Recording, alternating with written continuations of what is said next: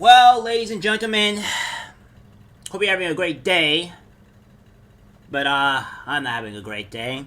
Here's the reason why I'm not having a great day. It seems that California wants to enable child grabbers. You're right. Yeah, you're right. Child grabbers. On this channel, we call child grabbers pedophiles in this sense, and anything related to any bad acts that's being related to children and in sexual nature. So that is what child grabbers are, because I cannot really get tagged for it for being called child grabbers. So, for calling child grabbers rather, and yeah, they support pedophilia, aka child grabbers, and it doesn't seem like it's going too great here sitting in the California. I'm going to show you exactly what I'm talking about here, because insanity is here in the great old California, and sanity has left it. It's left it for a long while, but really, it's left it for a good. It's really left it today. Newsom signs controversial SB 105 bill into law. The SB 145 allows the judge to decide who must register as a sex offender in all statutory rape cases, or grape in this matter. California Gavin Newsom signed Senate Bill 145 into law on Friday. The bill's author, State Senator Scott Wiener, said the controversy over 145 was based on people's misunderstanding of the changes and some lies about it. Current California law treats the state's cases of statutory rape differently depending on what type of penetration occurred. For a case involving a young adult and a minor where vaginal intercourse took place, a judge can decide whether or not to place the person convicted of statutory rape or on the sex offender registry.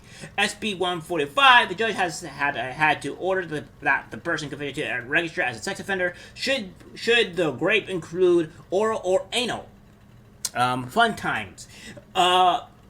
SB 145 would eliminate automatic sex offender registration for young adults who have backdoor time or oral fun time with a minor. Instead, a judge would make the decision just as they do now in cases involving the clam intercourse. This bill does not change the fact that it is illegal for an adult to have fun time with a minor. SB 145 was meant to affect cases where the minor is a teenager between ages 14 to 17, and the offender an adult within 10-year age range. So, what we're going to do here is go over this exact thing, and then I'm going to break it down for all y'all so you can understand what's going on.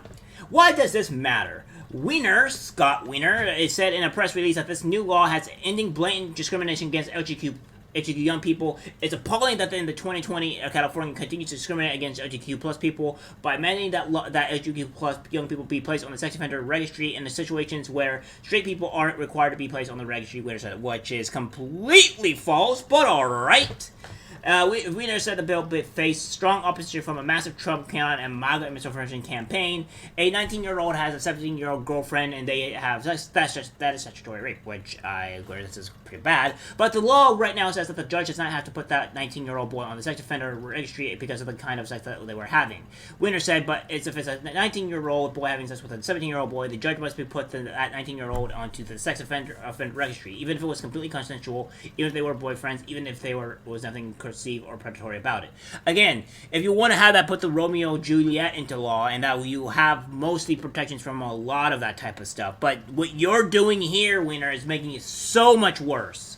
The bill has sparked a lot of comments on the ABC Times and Senator Scott Wiener's Facebook, including false claims that the bill would make it so an 18-year-old could rape an 8-year-old, or grape an 8-year-old. This bill has no application to anyone under the age of 14, Wiener said, and that age range is an existing category in the law. It has existed for almost 100 years. Despite death threats and negative comments directed toward Wiener, the bill passed. Alright, so that's what's really bad. So let's go to exactly what it says in the actual bill. We have the bill here that has all the stuff. I will put this into the description, obviously, below, so you guys get to see exactly what the bill says. It's pretty big in this sense. So I'm not gonna go over the entire thing. So I'm just going over to what it actually legitimately says in the bill here, as well, because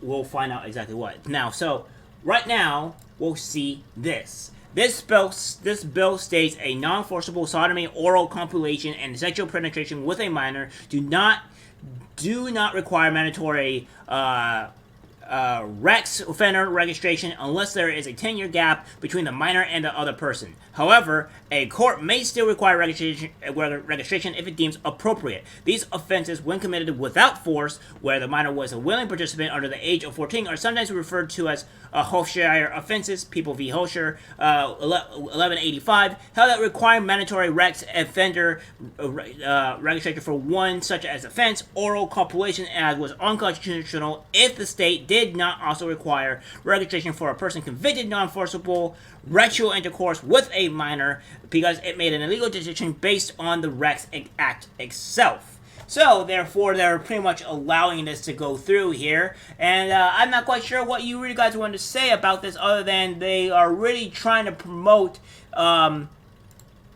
pedophilia in this matter. And I'm not quite sure why they want to do this, other than they're actual pedophiles themselves, and these guys are actual legitimate monsters.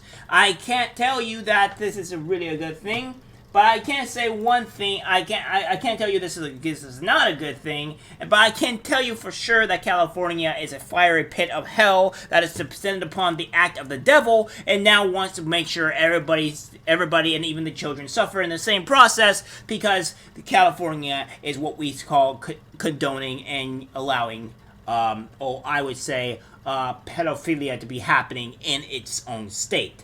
I guess we're going to be seeing a lot more of these type of things happening to children, and I guess all of you will condone it, or rather, Gavin Newsom. And by the way, Gavin Newsom is the one that did this, by the way.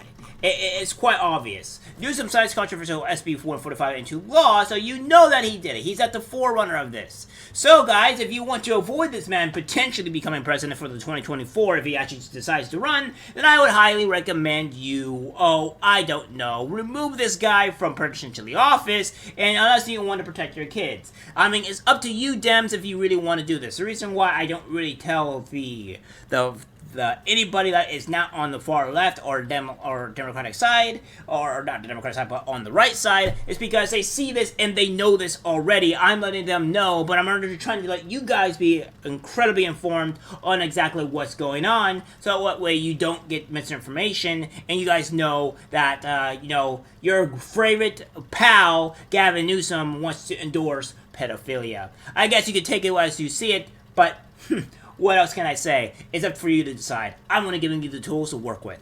Alright guys, that's it for the video. Like, subscribe, share, and as always, take care.